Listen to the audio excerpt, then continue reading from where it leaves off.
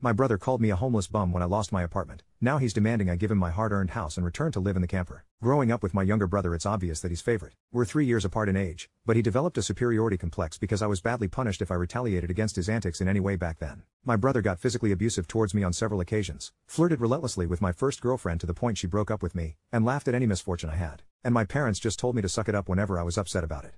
I only got equal treatment when my parents wanted to keep up appearances. If anything, it just made my parents celebrate more when I turned 18 and moved out because it meant they no longer had to provide for me. The start of 2020 was not kind to me. I lost my job, and couldn't renew the lease on my condo. I own a truck simply because I've always loved trucks, so I found a $1,000 camper in good shape and put it on my truck to live out of it for a while. It was supposed to be temporary, but I lived out of it far longer than I ever thought. I originally hoped to live out of the camper at my parents' house, where my brother and his family still reside. But when I asked my parents to let me stay for a while, they told me they had a full house and didn't want me there. Plus, we hadn't exactly gotten along in the past decade. They said they'd only agree to let me park my camper there if I paid them basically what it'd cost to rent and had an apartment in my area. That was way too much just to park my camper.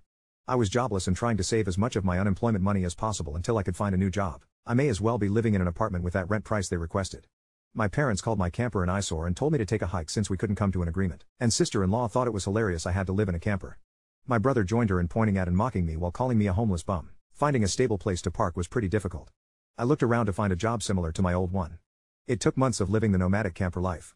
At that time, I had to deal with a lot. Everything from beggars and substance addicts to people demanding I leave because my camper was an eyesore. To have a steady supply of electricity, I learned to use a long extension cord to plug in anywhere I could to recharge my camper batteries. This meant sneaking around and plugging it into an outside outlet of a random building while parked on a street. I know that's a crummy thing to do, but I had to keep my batteries charged so my refrigerator would stay cold. When I finally landed a new job, I practically lived in the back lot of the building by the warehouse in old employee parking spaces. No one else seemed to bother using them because they were so far in the back that the area was borderline forgotten. I made a lot of overtime pay and learned some new skills from other employees hands-on. Eventually, midway into this year, I landed a better position in the company as a supervisor and started making a better salary than I had in my old job. That's when I decided I wanted a house. The scare I'd gotten from losing my condo made me realize I needed something much more stable for the long term. I looked around for something close to my work, and just 2 miles away, I found a 3-bedroom manufactured home on a small property. I finally didn't have to live in a camper anymore. There was enough space for me to back my truck behind the house to take the camper off and set it up in the backyard. So I put it there as a little building just in case I want to use it again. When I was fully settled in the house, I was dumb enough to brag about it on my Facebook. My family saw the post, and that's where this starts. After a few weeks, my parents, brother, and his family visited completely unannounced to tour my home. I didn't even give them my address. So, how they found out where I live, I still don't know. Once I opened the door, they practically all shoved their way in like rambunctious tourists. Then, they just started making themselves at home. They all kept poking around and sister-in-law had this creepy smirk that she was repeatedly flashing me. And it was only later that I figured out why. My parents constantly talked about how I've got so much extra space now, and it's too much for someone like me who has no wife or kids. My brother said there was more space here than our parents' house, and my house was also closer to his job. Eventually, my brother asked me to speak privately. Everyone else suddenly left the room and piled out onto the front porch. That's what finally made me realize they'd planned something. My brother, let's call him Dan, said the house was too much for me alone, and I should let him move in with his family because his wife is pregnant with kid number 4. And my house is much closer to his job. He pointed out that I already had the camper, so I could live outside while they lived in the main house. And I'd like to point out that Dan never once spoke of offering rent. Mind you, he's got a good job. He also started talking about how there would be changes and even curfews. And that I couldn't just walk in at any time without prior notice. If it weren't my brother, I'd think the person I was talking to had lost their mind. I tried to speak, but he kept talking over me as if I had no say. There was no way in hell I'd rent my house or parts of my house to him. So I picked up my phone and set it to start recording. Then, I just held onto it. Dan didn't even seem to care or notice that I'd done this and just sat there with his arms waving around while talking about all the reasons why he needed my house. Then went from saying that to acting like it was a done deal and trying to reach out his hand to shake mine. I finally showed my backbone and said hell no.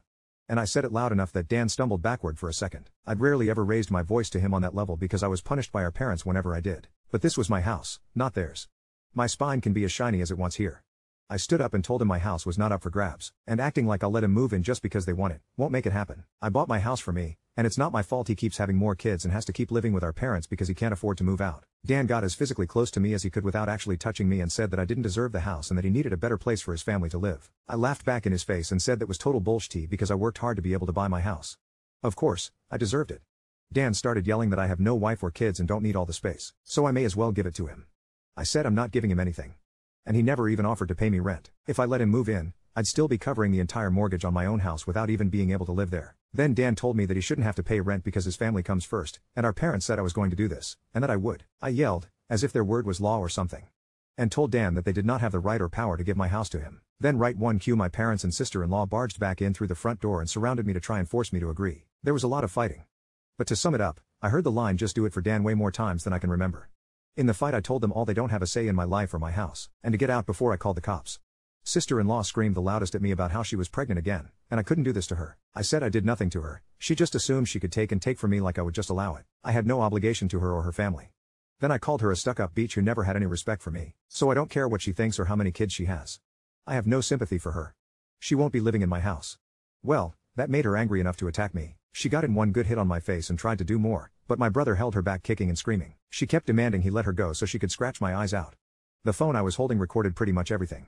So I held it up and said I would call the police if they didn't leave right away. My parents told Dan they were leaving. Then my mother said I had a week to come to my senses.